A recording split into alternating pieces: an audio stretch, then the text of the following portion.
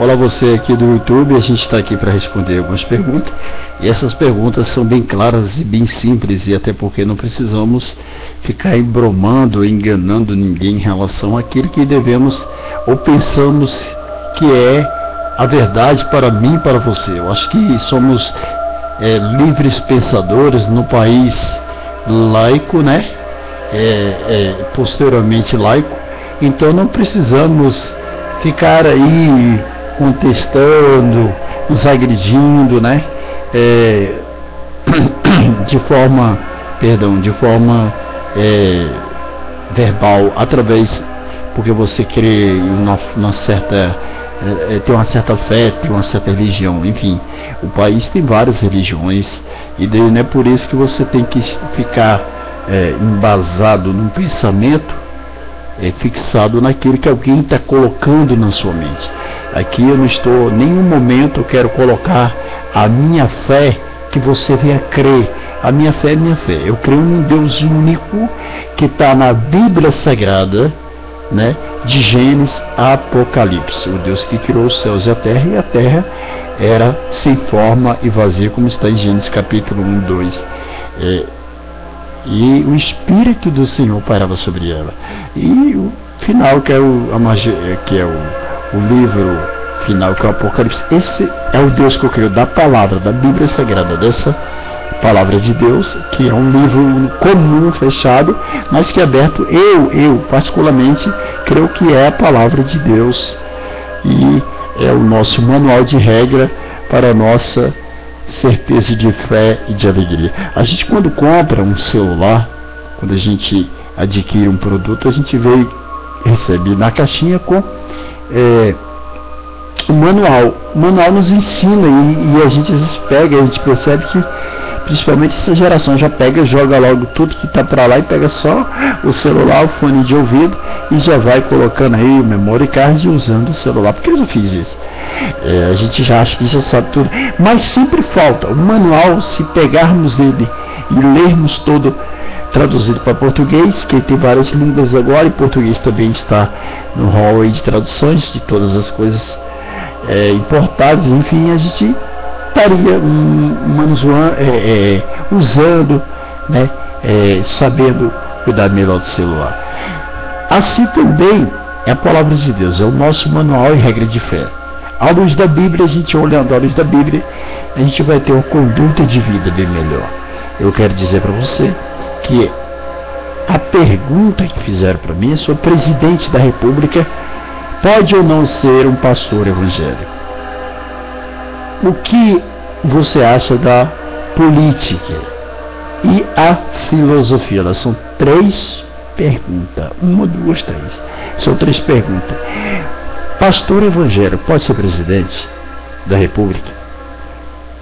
Segundo, filosofia. Tem a ver filosofia com religião e política. Terceiro, a gente acreditaria mesmo de fato e direito nas palavras que estão na Bíblia Sagrada?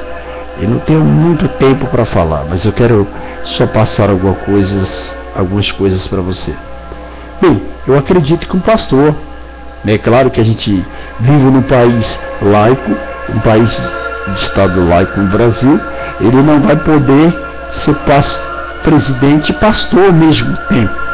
Ele não vai poder ser presidente da nossa nação e indicar para todo mundo, para a nação como presidente, tentar fazer que todos sigam a fé que ele tem, a religião que ele tem, ser cristão, ser evangélico, ser católico, ser isso aqui. Não vai, não tem nada, é uma mistura que não pode se misturar. Eu creio que o homem de Deus já está mais do que na hora de estar na política, de estar na presidência da República, não só na Câmara Municipal, Federal, Legislativa, mas no todo, como mentor, como um presidente que tem autonomia no Brasil.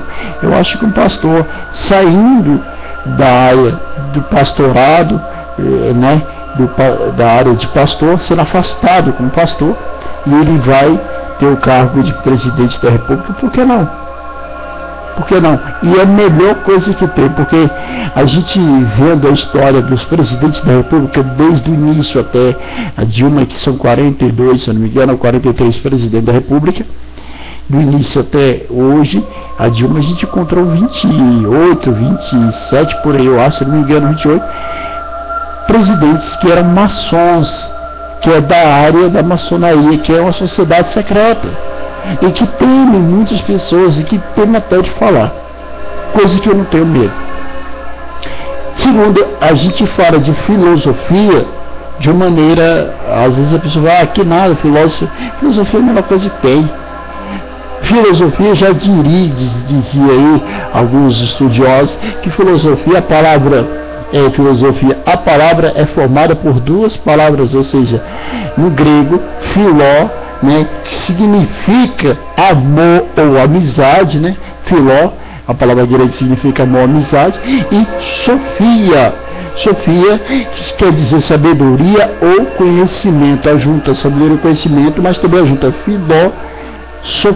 filosofia, portanto, seria o amor pelo conhecimento, e eu digo mais, pela sabedoria. Então a filosofia é maravilhosa, junta ela com a política e com a religião.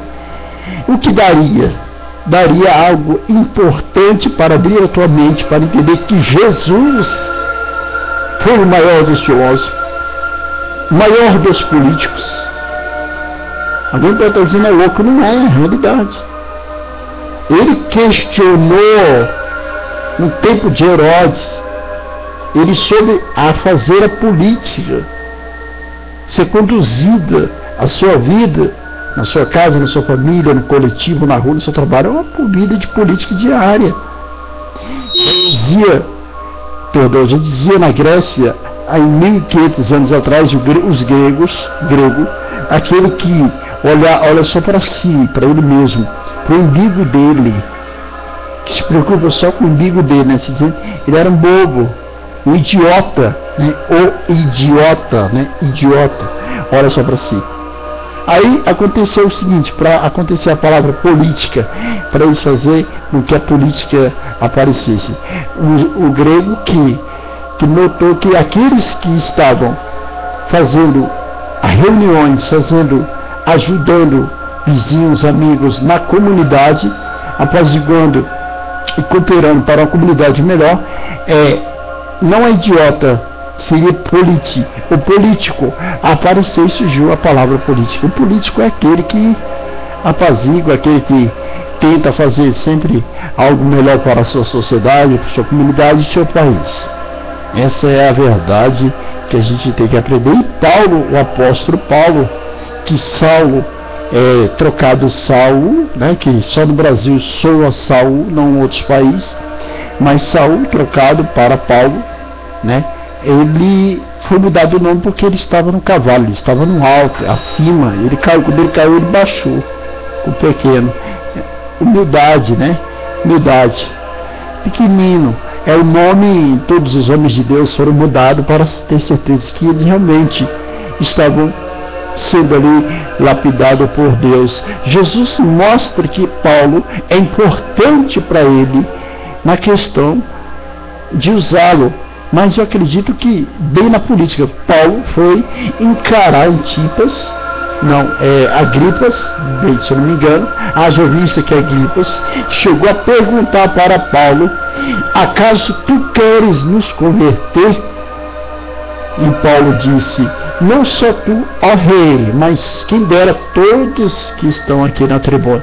Paulo foi um político e também um filósofo. A gente olha em Coríntios capítulo 13, de número 13, versículo de número 3, Paulo escrevendo em 1 Coríntios capítulo 13, de número 13, versículo 3, o seguinte: ainda que eu desse o meu corpo para ser queimado, sem amor de nada valeria.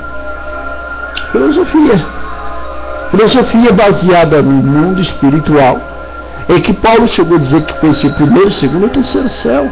Ele teve tantas experiências filosóficas de amor, como eu disse aqui. A filosofia representa, portanto, o amor pelo conhecimento e pela sabedoria. É algo que você está sempre à procura de conhecer e saber. E a gente sabe que a verdade está em Jesus de Nazaré. Termino dizendo, poderia um político, presidente da República, ser o pastor evangélico? Poderia, por que não o pastor Marco Feliciano? Seria uma pedida. Ah, você fez o vídeo todo para falar dele, para falar isso. Não, é que a pergunta é que está em iminência. Hoje é o pastor Marco Feliciano. Seria o pastor Silas Malafaia, mas não quer. E o pastor Marco Feliciano tem aí uma gama de relação com os seus projetos, os seus trabalhos e as suas contribuições políticas como deputado federal a favor não só da sua classe, da sua fé, do cristianismo, da defesa da palavra de Deus, a defesa da família, da ética cristã, como também tem aí uma vida pautada como um bom representante ali como deputado federal. Para mim, continua sendo um homem de Deus e também, primeiramente, como político, está excelentemente aprovado, assim, na minha opinião, está sendo bom político, sabendo conduzir a política, separando ela da igreja, ele está fazendo muito bem. E se for da vontade de Deus e ele seja o presidente da República, eu estarei, eu pessoalmente, apoiando, né, com toda clareza, né, com toda clareza, para que ele seja um presidente da República. O país precisa mudar, a cara do Brasil precisa ter uma mudança. E eu acredito que é por aí, por alguém que teme a Deus sobre todas as coisas. Haja vista que a Bíblia diz que abençoado é a nação cujo Deus é o Senhor. Que Deus possa abençoar a tua vida aqui no nosso canal simples, que é o canal Desperta Brasil. Comente aí, não tem problema.